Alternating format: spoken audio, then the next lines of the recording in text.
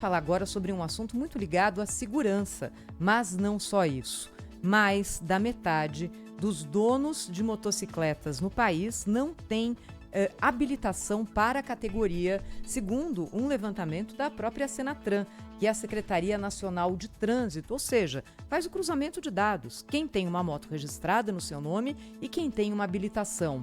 Dos 32 milhões e meio de brasileiros que são proprietários de motos, nós temos aqui um total de 17 milhões e meio que não tem uma CNH válida para esses veículos. Não necessariamente, é claro, o dono da moto é aquele que é também o piloto dessa moto, mas é um índice muito, muito alto e chama atenção. É por isso que a gente convidou para conversar agora conosco, ao vivo, o Tiago Bastos, ele que é membro do Conselho do Observatório Nacional de Segurança Viária e professor da Universidade Federal do Paraná. Tiago, bom dia, hein? Seja muito bem-vindo aqui à Rádio Bandeirantes. Bom dia. Pela experiência que vocês têm no Observatório Nacional de Segurança Viária, esse número de proprietários de motos que não têm habilitação é um número próximo também da realidade daqueles que circulam pelas cidades brasileiras? Exatamente. Né?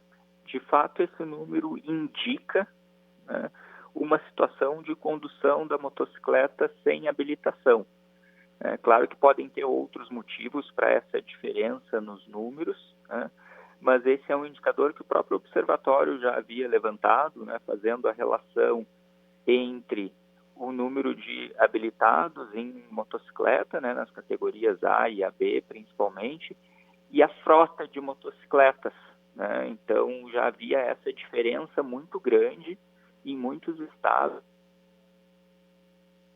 número de habilitados, ou seja, uma frota muito maior do que o número de habilitados, o que já indicava, né, essa estatística.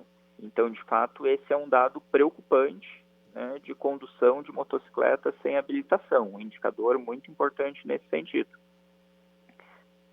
Oi, Tiago, Sônia aqui, seja muito bem-vindo ao programa. Olha só, eu fiquei bem preocupada com esses números, né? Porque se vocês fazem esse cruzamento de dados e verificam um número dessa magnitude, significa que a segurança está deixando bem a desejar. O que você pode falar sobre isso? De Exato. fiscalização. A questão das motocicletas é o grande gargalo, né, em termos de segurança viária no Brasil.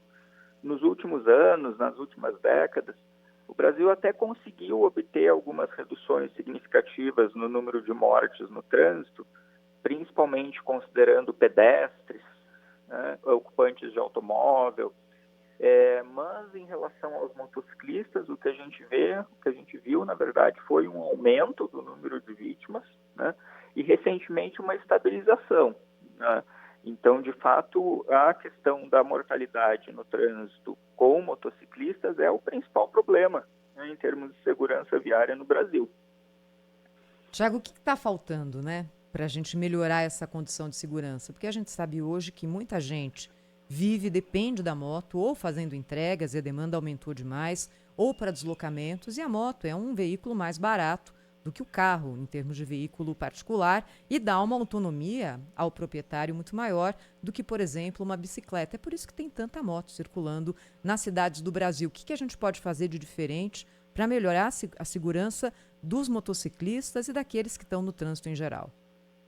Exatamente, né? A moto faz parte do dia a dia do brasileiro, né? Então ela é importante para a economia, ela é uma opção de deslocamento para que as pessoas possam chegar mais rápido ao seu local de trabalho, né, ao seu local de estudo. Então, de fato, a gente precisa lidar com essa questão de maneira adequada.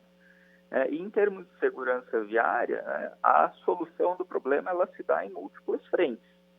Então, existe, é claro, a questão da conscientização, né, da educação para o trânsito, já desde a escola. Na formação do condutor, a gente tem um processo de formação do condutor motociclista muito simples, né? Ele não tem experiência prática, ele treina num ambiente extremamente controlado, né, onde não tem a dinâmica do trânsito que ele vai enfrentar na realidade. Então, isso é uma questão importante, né? As campanhas educativas, elas precisam ser mais incisivas, mais fortes, né? A exemplo de de outros países no mundo, né, que a gente tem campanhas bem mais tocantes, né, em termos de sensibilização da população. Tem a questão também do próprio veículo, né, da exigência de mais itens de segurança nesse veículo, a própria questão das condições de manutenção. Então, por exemplo, inspeção veicular periódica de segurança para as motocicletas, né, isso para garantir que os veículos circulem em boas condições. Também a questão relacionada ao projeto das vias, né? Tradicionalmente, quando a gente pensa no projeto das vias, o alvo é o condutor do automóvel. Mas tanto no ambiente de rodovias quanto no ambiente urbano, né, existem uma série de obstáculos, por exemplo, que são riscos, né, que constituem riscos para os motociclistas, né? O próprio ambiente da lateral da rodovia, quando um motociclista, por exemplo, numa rodovia próximo à área urbana, perde o controle, ele choca, por exemplo, com uma barreira de concreto, com uma defensa metálica. Esses dispositivos não estão preparados para esse tipo de impacto, né? O motociclista é muito frágil para isso, né? O mesmo acontece numa área urbana, se a gente for pensar numa árvore, num poste, né? Num obstáculo próximo à via, né? Então, a gente precisa também, né, investir numa infraestrutura que leve em consideração a circulação dos motociclistas e a segurança desses usuários. Olha, Thiago, você tem razão, o motociclista precisa ser cuidado, ele é essencial hoje, essa profissão para a vida, né, nas grandes cidades. E a gente está falando do motociclista de verdade, que é aquele que é o trabalhador, aquele que precisa, não aquele que vai usar moto para entregar droga, nem para cometer crime, esse a gente não está contando. Mas falando desse número tão grande da habilitação, o que é? Você falou em campanhas educativas, eles não sabem que precisa, a maioria. As autoescolas, as motoescolas, melhor dizendo, elas estão caras. O que está acontecendo? Porque aqui na Europa, vou te dar um exemplo, o rigor que é para o motorista, o mesmo rigor é para o condutor de moto. Eles são parados em blitz, eles passam por teste de bafômetro, eles têm que apresentar a carta de habilitação que dá direito a pilotar uma moto. Então, eu queria saber por que isso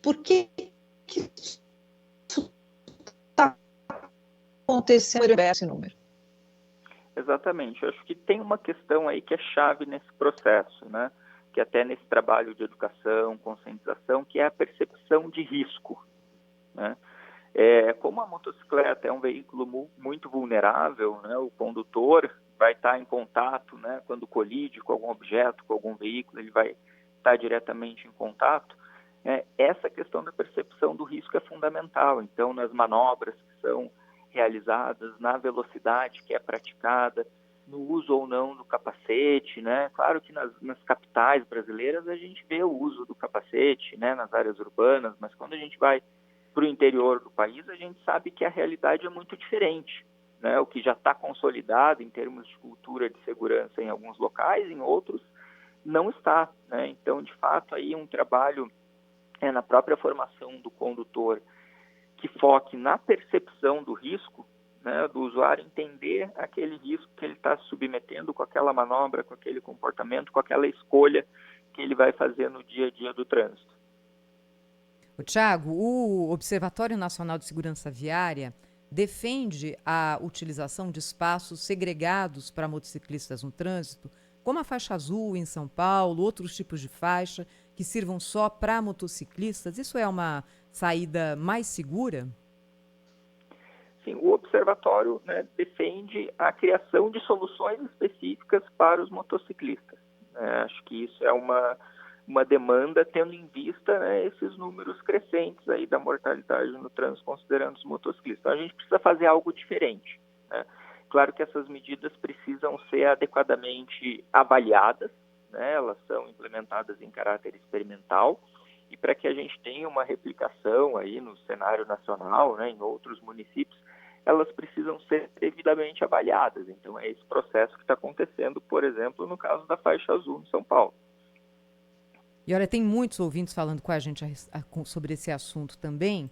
Eu tenho um ouvinte dizendo o seguinte: o preço da habilitação para moto, o grande fator que faz com que motociclistas se aventurem no trânsito sem a devida formação. E, de fato, está muito caro.